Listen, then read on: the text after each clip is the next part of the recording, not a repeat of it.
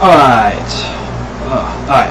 What's going on, everyone? I am back bringing you guys some more. This is part 2 of the Slpiknot Unsainted reaction. So, this one I'm going to be kind of breaking down the lyrics a little bit. I heard a lot of part of the lyrics, like a lot of it, but there's just some stuff that I just didn't really hear with all the screaming and stuff. I just couldn't catch on to it all. So I'm kind of looking at the lyrics here a little bit and kind of breaking down a few things. I won't break down everything, just a few things. So the first thing I want to break down here in this song is this right here. It says, "Oh, I'll never kill myself to save my soul. I was gone, but how was I to know?"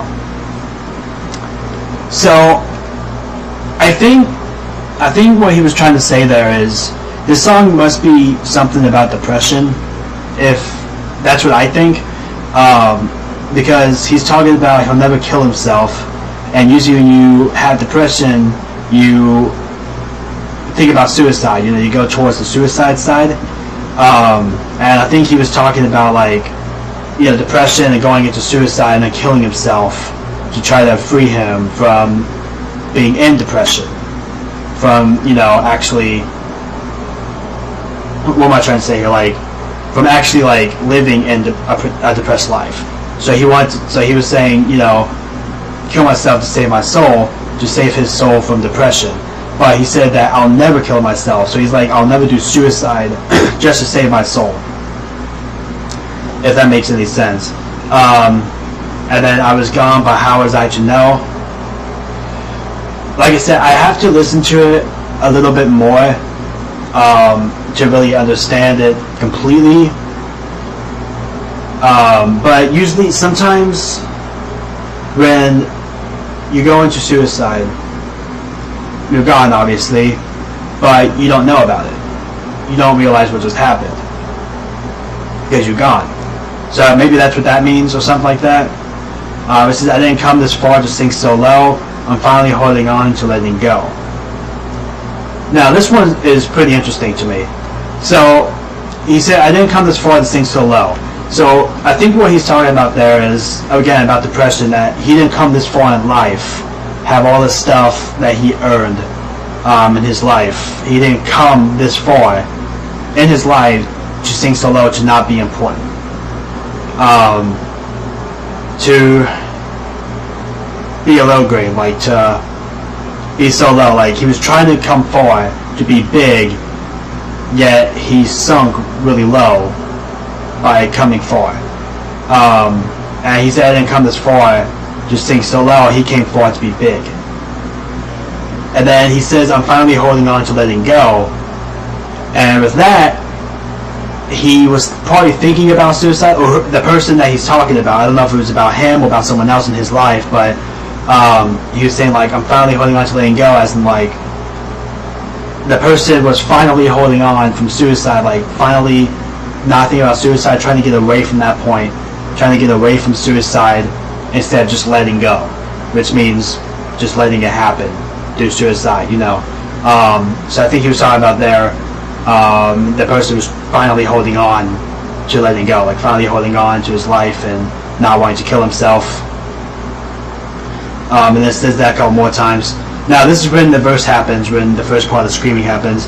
So I'm going to read this whole thing and kind of see if I can break it down a little bit. Some of the stuff I might not be able to. I might have to listen to it a few more. But the chorus really broke down, so we'll be skipping the choruses. We'll just be going to the different verses and seeing if we can break these down. So the first verse is, "I'm just rather a rough patch, another villain with itch to scratch. Denial is the darkest, denial is the darkest when you live in a hole. Why does the hell make you feel so cold? Make a move and you pay for it. Pick a Lord and you pray to it. You're so demanding when you want the truth, but your stories don't read for me." That's pretty deep. So obviously, "I'm just weathering a rough patch" is pretty much how it is, how it says right there. He's realizing a rough patch in his life, or in the person's life. They're realizing that they're going through a rough patch. Another villain with itch to scratch. So there must be, like, villains, like when you're in a depressed life, it feels like you have other souls around you that's kind of bothering you or kind of tempting you towards suicide. Hey, you should do it. You don't deserve to live a depressed life. Just go ahead and end it now. So I think he was talking there like there's another villain within Mr. Scratch, like another villain to try to get away from and try to cancel him out, get him out of there so he can live another life and just live a lot longer. So he's trying to scratch that villain out of his life. Denial is the darkest when you live in a hole. So I guess he was depressed and he was in denial at some point, or the person was in denial. And I guess he was saying like as living in a hole, like he was living in a dark place. Holes are very dark, so he was living in a dark place and he was in denial. And I guess the denial gets worse because of where he is living and where he is at in his life, trying to get out of there. And it says, why does the hell make you feel so cold when it's supposed to make you feel hot? It says, why does the hell make you feel cold? I guess he has two emotions or two different sides. Like he can feel the heavens, but at the same time he feels, or he's trying, like he doesn't feel, it doesn't look like he feels hell. Like it's like they're tempting him to not end his life, which is why he doesn't feel hot. He feels cold because he's far away from it. He's far away from actually getting or going to hell and ending his life like that in a very whatever moment. But I think it makes him feel so cold because it's trying to tell him that he's far from going to hell. Like he should not do this. He's not going to go to hell. All that. Make a move and you pay for it. So I guess when he said that, he said make a move and you pay for it, as in if you make a move in suicide and try to kill yourself, you're going to end up paying for it, and obviously going to hell. Pick a Lord and you pray to it. So picking a Lord from the heavens, if you commit suicide or something, you know, instead of doing that, just pick a Lord and you pray to it, which could probably help you bring down your depression. Now this is not exactly like, I don't know if this is exactly what the song means. This is just how I'm seeing it. So correct me if I'm wrong. If you have a different observation, you can put in the description down below. And it says, you're so demanding when you want the truth, but your stories don't read for me. So again, I think he's talking to the villain, saying that the villain is very demanding. Like the villain wants the truth. Do you want to end your life? Do you want to commit suicide?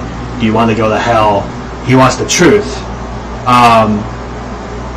And I guess he was saying that the villain is so demanding, but he's realizing that he's not going to do it. He's not going to end his life. So he's saying that his stories don't read for him. You know, he doesn't see the stories. He doesn't read for him. He's not going to listen to it or follow it. Alright, so for verse 2, indecision overload. Keep a buckle on the devil and your eyes on the road, reaching out for the hand of God. But did you think you'd shake your own? This killing field is all grown over. The motherfucker wants it wild. Go sow your oats in alphabetical order. The antagonist is back in style. Mythic cannot see straight. Dystopic once in too late. You gotta lie if you want to believe, but your Bibles don't work. So I think with this one, we're going to kind of see if we can try to break this down a little bit. So in the first two lines, he said, indecision overload. Keep a buckle on the devil and your eyes on the road. So, like I said, I really have to listen to the song and kind of break it down a little bit more if I can. Try to listen to the song a little bit more and see what some of the stuff meant. Verse 1, I was able to break down completely. Verse 2, keep a buckle on the devil and your eyes on the road. So I'm guessing maybe what he's trying to say here is, like he said, you know, when you're depressed and you're in a dark place or whatever, I guess the devil is trying to tempt you to come to hell, to serve for him, and just end your life and get it over with. But at the same time, it's saying kind of like as a phrase, like keep your eyes on the road, as in if you fall off the road, you can lead to something bad. You can lead to a mistake, something that you'll regret for the rest of your life, something you can't take back. And then it says reaching out for the hand of God. So I guess when you're on the road, instead of keep a buckle on the devil, you want to reach for the hand of God and try to get yourself away from depression.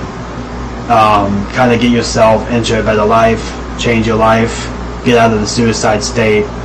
So I think that's what it means by reaching out for the hand of God, that He will help you continue your life a little bit longer.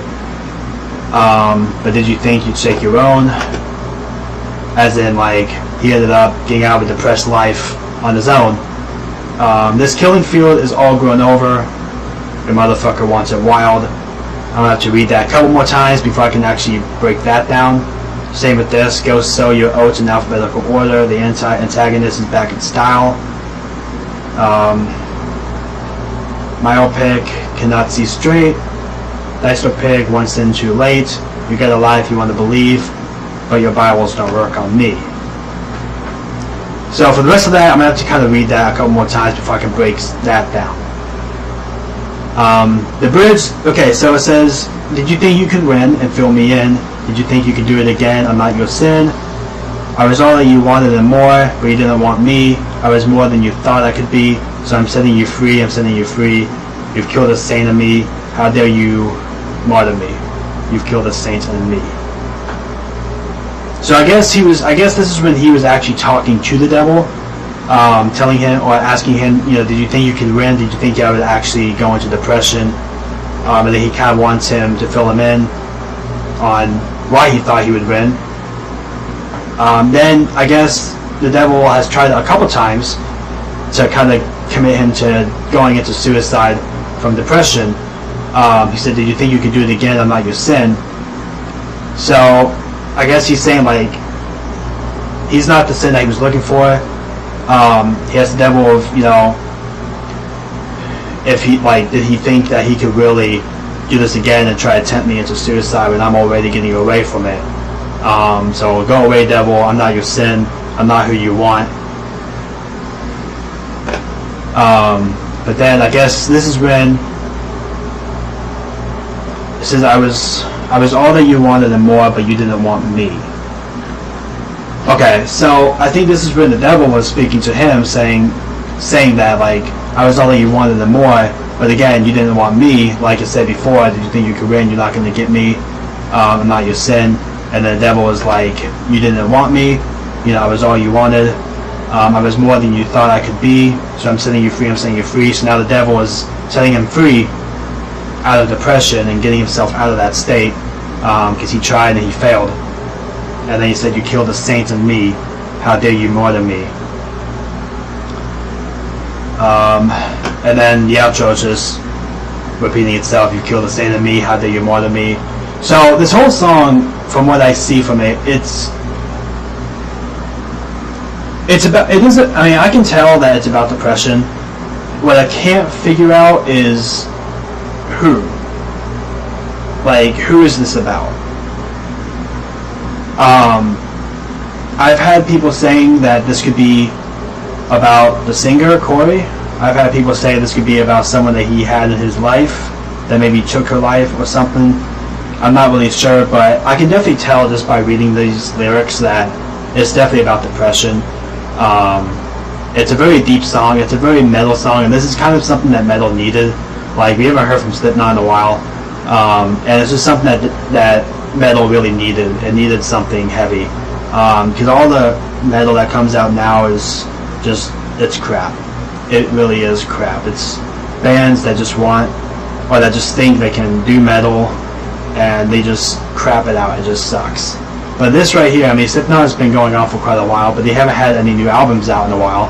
They have this new album coming out. This is the cover. Oh, that's not the cover of it. That's the Unsainted. But there's a new album coming out, We Are Not Your Kind, which is what the album is called. And the cover of it is right here. Yeah, We Are Not Your Kind. See if I can pull it up in the bigger picture here. Well, I'll put it up a YouTube video, but there's the picture right there, the thumbnail, We Are Not Your Kind. That's the cover of the album. Pretty cool cover, but I haven't heard any of the other songs from this album yet, but I'll probably end up reacting to them as well once they come out. But this song, it was a really good song, it really was. It was deep, it was heavy, it's something that we needed, and all of that. So with that being said, I want to say thank you all so much for watching. Don't forget to subscribe to my channel, Life and G Content videos, and I'll be back with some more reaction coming up soon once I find stuff to react to. Or if you guys have anything you want me to react to, put it down in the comment section below, or you can message me on Instagram, and yeah, pretty much Instagram and Facebook if you want. If you have any stuff you want me to react to, I'll be happy to react to it. But thank you guys, and I will see you all in the next one.